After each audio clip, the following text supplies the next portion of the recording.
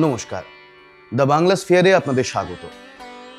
ইতিহাসে কিছু মৃত্যু আছে যেগুলোকে শুধু মৃত্যু বলা যায় না, সেগুলো প্রশ্ন হয়ে বেঁচে থাকে।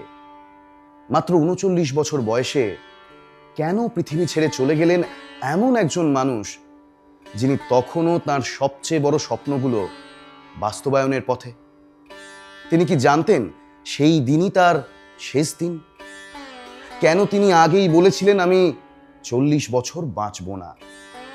এটি কি শুধুই অসুস্থ একজন মানুষের ভবিষ্যৎবাণী, নাকি একজন যোগীর সচেতন বিদায়? আজ আমরা ফিরে যাচ্ছি সেই শেষ ২৪ ঘন্টায়। দলিল, স্মৃতিচারণ, ঐতিহাসিক নথি এবং প্রত্যক্ষদর্শীদের বিবরণের আলোকে।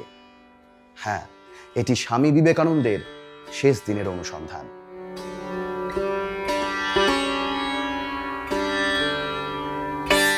১৯০২ সালের মাঝামাঝি বাইরে থেকে দেখলে মনে হতো স্বামী বিবেকানন্দ এখনো কাজের মধ্যেই ডুবে আছেন, কিন্তু তার ঘনিষ্ঠ সন্ন্যাসীরা কিন্তু অন্য কিছু লক্ষ্য করেছিলেন। তিনি ধীরে ধীরে সব দায়িত্ব ভাগ করে দিচ্ছিলেন। প্রশাসন, ভবিষ্যৎ পরিকল্পনা, মিশনের সিদ্ধান্ত, যেন সবকিছু গুছিয়ে রেখে যেতে চাইছেন। এদিকে তার শরীর দ্রুত ভেঙে পড়ছিল। ডায়াবেটিস, হাঁপানি, দীর্ঘস্থায়ী অনিদ্রা, স্নায়বিক ক্লান্তি। চিকিৎসকেরা বিশ্রাম নিতে বলেছিলেন, কিন্তু তিনি কাজ থামাননি। আর তখনই তিনি কয়েকজন সন্ন্যাসীকে বলেছিলেন, আমি ৪০ বছর বাঁচব না।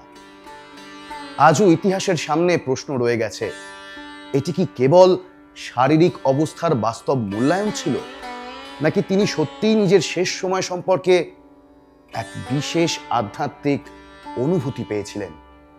এ প্রশ্নের নিশ্চিত ঐতিহাসিক উত্তর নেই, কিন্তু পরবর্তী ঘটনাগুলো সেই প্রশ্নকে আরো গভীর করে তোলে। ভোরবেলা বেলুড় মঠে দিনের শুরু, কিন্তু সেদিনের সকাল ছিল আলাদা। স্বামী বিবেকানন্দ প্রবেশ করলেন মঠের পূজা ঘরে। তিনি ধ্যানে বসলেন। ১ ঘন্টা, ২ ঘন্টা, ৩ ঘন্টা, সাধারণ দিনের তুলনায় অনেকটা দীর্ঘ। আর তারপর তিনি বেরিয়ে এলেন। ক্লান্ত নন, বরং শান্ত। এরপর তিনি তরুণ সন্ন্যাসীদের নিয়ে বসলেন একটি পাঠে। বিষয় সংস্কৃত ব্যাকরণ, শুক্ল যজুর্বেদ। শেষ দিনেও তিনি কিন্তু শিক্ষক। শেষ দিনেও তিনি শিক্ষার্থী তৈরি করছেন। যেন সময় ফুরিয়ে আসছে, কিন্তু কাজ নয়।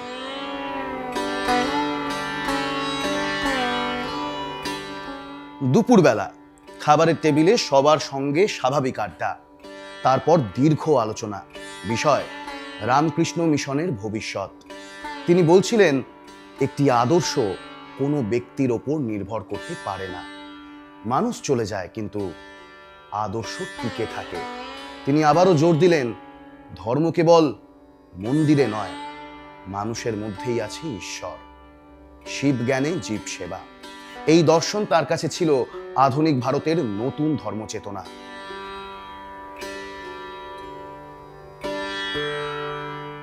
বিকেলবেলা স্বামী প্রেমানন্দকে নিয়ে হাঁটছেন তিনি, সাথে গঙ্গার বাতাস অনুভব করছেন।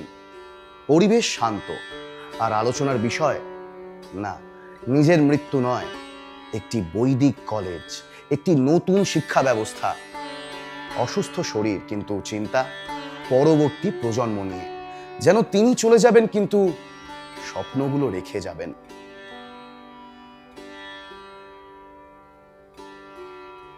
রাত্রিবেলা নিজের কক্ষে ফিরে গেলেন তিনি। বললেন, কেউ যেন বিরক্ত না করে। তিনি ধ্যানে বসলেন, গঙ্গার দিকে মুখ করে। ঘর নিস্তব্ধ। আর তারপর রাত প্রায় ৯টা ২০। দুটো গভীর শ্বাস, তারপর আর কোনো শব্দ নেই। পরবর্তীকালে চিকিৎসকদের বিবরণে মস্তিষ্কে রক্তনালী ফেটে যাওয়ার সম্ভাবনার কথা উল্লেখ করা হয়। অন্যদিকে রামকৃষ্ণ সংঘের সন্ন্যাসীরা বিশ্বাস করেন, স্বামী বিবেকানন্দ যোগাসনের মাধ্যমে মহাসমাধি লাভ করেছিলেন, অর্থাৎ সচেতনভাবে দেহত্যাগ করেছিলেন তিনি। ঐতিহাসিকভাবে কোন ব্যাখ্যাটি চূড়ান্ত তার নির্দিষ্ট কোনো প্রমাণ নেই ঠিকই, কিন্তু একটি সত্য যা অস্বীকার করা যায় না। সেদিন ভারত হারিয়েছিল তার অন্যতম শ্রেষ্ঠ চিন্তককে।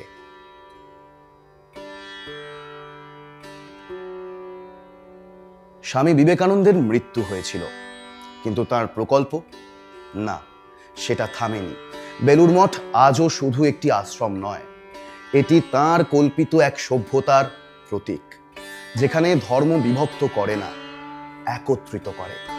যেখানে শিক্ষা মানে শুধু ডিগ্রি নয়, চরিত্র। যেখানে সেবা মানে দান নয়, ঈশ্বরকে স্পর্শ করা। রবীন্দ্রনাথ ঠাকুরের নামে প্রচলিত একটি উক্তি রয়েছে, ভারতকে জানতে চাইলে বিবেকানন্দ পড়ো।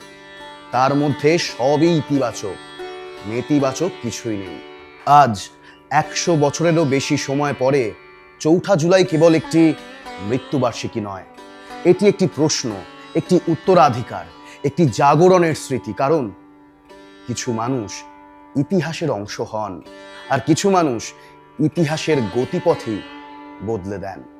স্বামী বিবেকানন্দ নিঃসন্দেহে ছিলেন এই দ্বিতীয় দলের একজন। Arise, awake and stop not till the goal is reached. ভালো থাকবেন, সুস্থ থাকবেন, সচেতন থাকবেন। ধন্যবাদ।